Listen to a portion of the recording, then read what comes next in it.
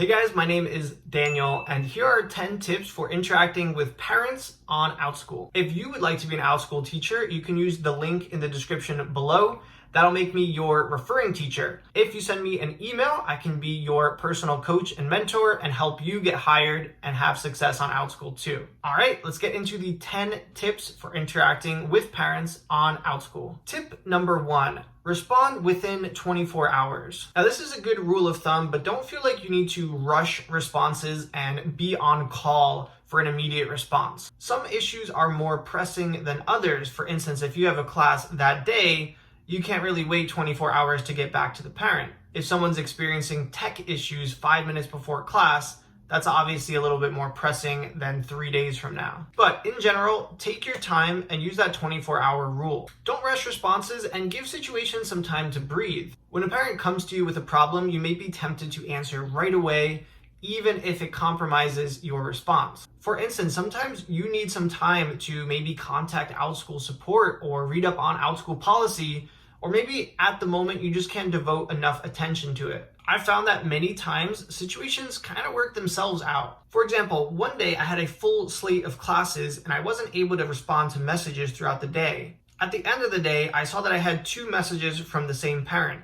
One in the morning saying that they were going to have to cancel next week's class because of a schedule conflict, and then another one in the afternoon from that same parent saying that their schedule changed back and they were able to make it to class. This type of thing happens more often than you think. So use that 24-hour rule, but take your time and make sure you're responding in the best way possible. Tip number 2, direct parents to Outschool's happiness guarantee. Before I give you my 2 cents, here's the write-up on the happiness guarantee from Outschool's website.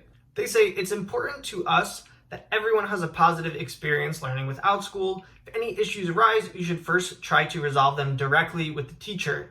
If you're not satisfied with the resolution offered by the teacher, let us know and we'll find a way to make it right. A lot of times, parents will ask for refunds even though it falls outside of the refund policy for the class. I'll first tell parents about the refund policy for the class, and I'll direct them to Outschool support if they have any other requests or questions. Oftentimes, Outschool will refund the parents or provide a credit for another class. Maybe the family had an emergency or they had tech issues, but you should still not be penalized for that as a teacher. This makes sure that money isn't coming out of your pocket, but the parent is still satisfied. Tip number 3, recognize boundaries. Remember that even though you may have a great relationship with your student and their family, Outschool is still a business and they're still a paying customer. I had one student who had been enrolled in my class for month after month and then randomly unsubscribed. I expected some sort of heads up prior to their unenrollment because I felt that I had a good relationship with that family. I was tempted to ask the parent if they planned on returning or ask them if maybe the Outschool system made an error. I didn't end up inquiring about this because I realized it's not really any of my business. In this situation, the parent did end up disclosing the reason to me, and it was because they lost a family member that week. The student ended up returning to my class the week after. Now, this parent felt comfortable enough to share that information with me, but it would have been pretty rude if I had just asked them that out of the blue. If you teach ongoing classes that meet week after week, occasionally you will get a student who says, "Today's my last class." I've learned not to ask for any reasons why it's their last class. I'll simply say that we'll miss you and we hope to see you again in our class in the future. So be professional, recognize boundaries. Tip number 4, reference Outschool policy.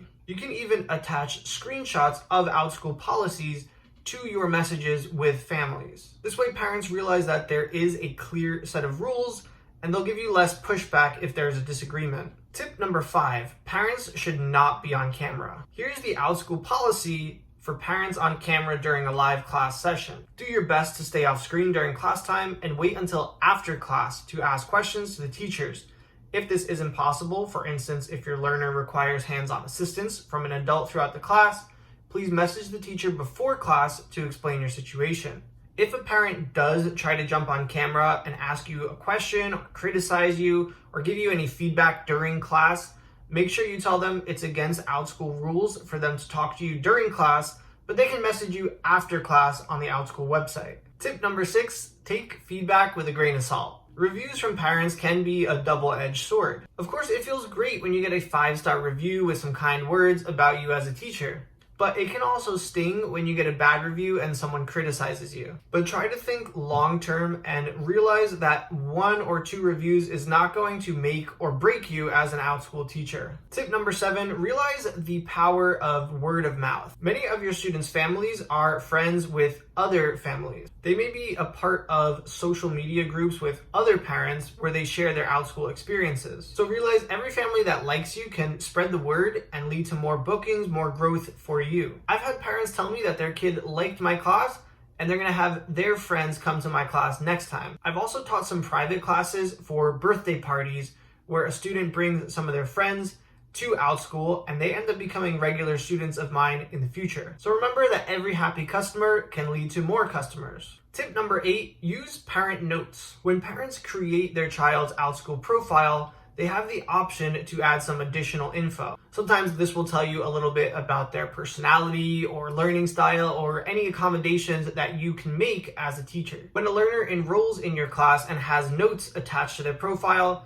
it'll tell you in the notification email you get when they enroll. Tip number 9, never give out the Zoom meeting information. There's no circumstance where you need to give the meeting ID or password out to a child or their parent. Learners always need to connect to the classroom by clicking the big green button on the classroom page. Even if they're having difficulty finding the classroom page or they're experiencing tech issues, it doesn't mean that you can give them that meeting ID and password. This is to ensure safety and make sure that Outschool knows who is in your classroom. Tip number 10, give them the pickle. Now you might be wondering why in the world I'm talking about pickle, and it's somewhat of a silly phrase, but it comes from the business world. Bob Farrell was a restaurant owner who received an angry letter from an unsatisfied customer. The customer said he had been coming to the restaurant for years and he always got an extra pickle with his hamburger. However, this time when he went into the restaurant, he was charged an extra 5 cents for that pickle. He got so upset about that extra nickel that he sent a letter to Bob Farrell saying he was not coming back to this restaurant